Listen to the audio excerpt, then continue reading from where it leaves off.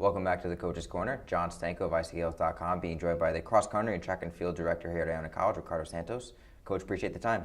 Not a problem. Glad you guys can have me here. Last Friday, the men's program and the women's program did well in the 23rd annual Brother John Paidoa Champions. The women finishing second overall as a team, the men finishing third.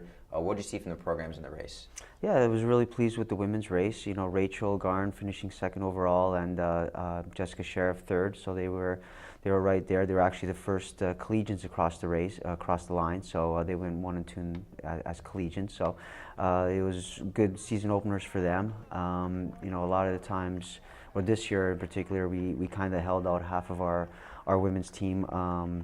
You know, ran some people at our first meet at Marist, and we held them out for this meet, and those that we held out for our first meet, they ran here at Meet of Champs. So it wasn't our full team, but I thought as a team we ran well. We had obviously a good performance from Rachel and Jess, but a few others. Caitlin Ortman ran very well as well, and a few other people had good performances.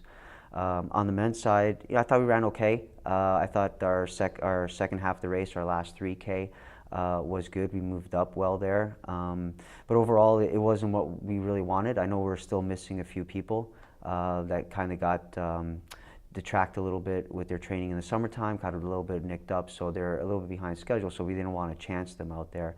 But I still thought that we're in a heavy phase of training, so I'm okay with it. It's still mid-September, so there's a long way to go till the championship season, so I'm not too worried about it.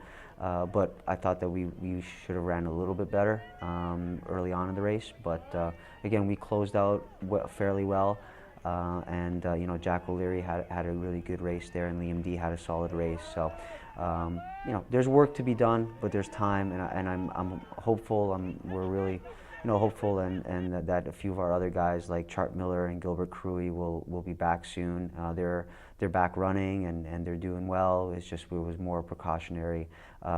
They just weren't ready for a race yet, so we kind of held them out, and you know, we'll look for some races in the future for them to join the other guys.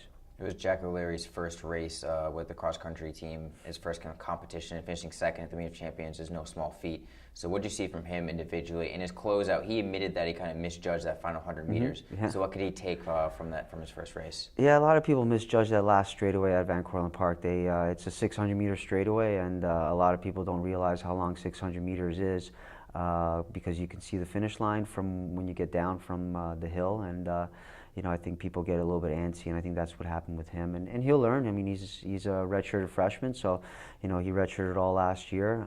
He was nicked up most of the time, but he's healthy now, knock on wood. But you know, he's been on the big stage before. He's represented Ireland in many you know, European cross-country championships as a junior. He's represented Ireland at the World Track and Field Championships as a junior, at the European Track and Field Championships as a junior. So he's been to a lot of these big meets. So I thought he ran a good race. He ran a smart race.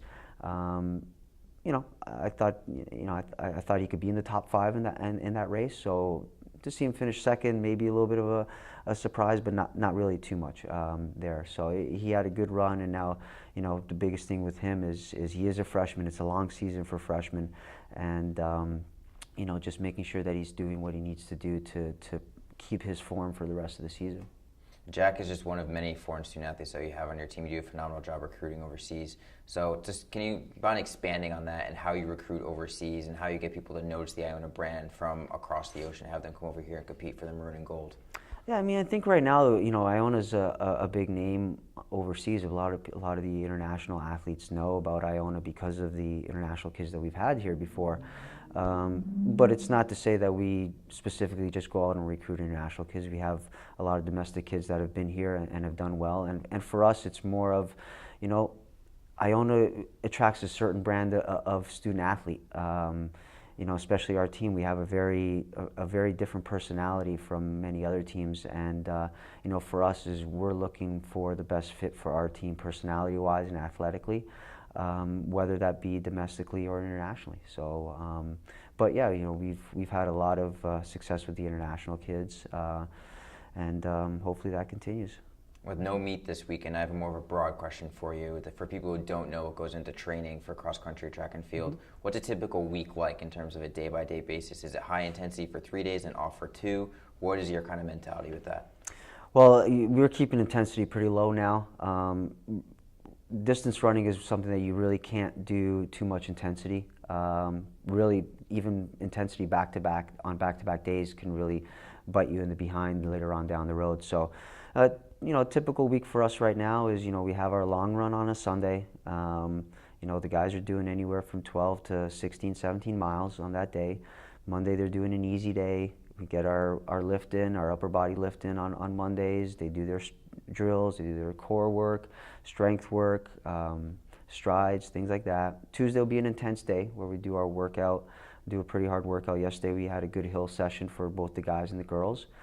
Today will be an easy day again, where we'll do lower body lift. They'll get they'll get their run in, easy run in. They'll get their drills, their strides, their core, all those little things. And then they'll have a moderate run tomorrow where, they'll be going a little bit harder than an easy run, but not a workout. And then Friday we'll be back with a workout where it's a tempo run. And then Saturday is an easy day where, they're doing again, hurdle drills, speed drills, core, strength work, all that stuff on a Saturday as well. So, we're just that's our main plan, that's our main skeleton. We're keeping to that.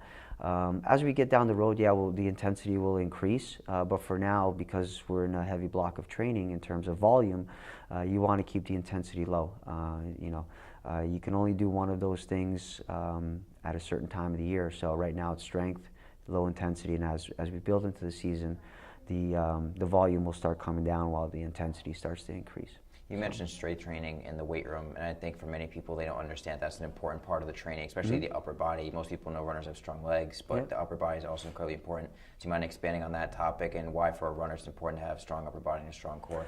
Yeah, I mean, when someone's racing and their body's breaking down or they're getting tired, if their upper body is going all over the place, their legs don't know where they're going, and it's hard to kind of keep going straight. And especially the core, when you're trying to finish off a race and you're tired, your core strength is what's going to hold you together and really be able to help you to have that finishing kick. So, we don't do a lot of weight stuff in there. We do more circuit stuff, more body weight stuff, things like that. They're distance runners and middle distance runners. We're not, the middle distance runners in the sprint group, a little bit more, they'll do a little bit more weights during the track season, but for us, we're not there to be bulking up.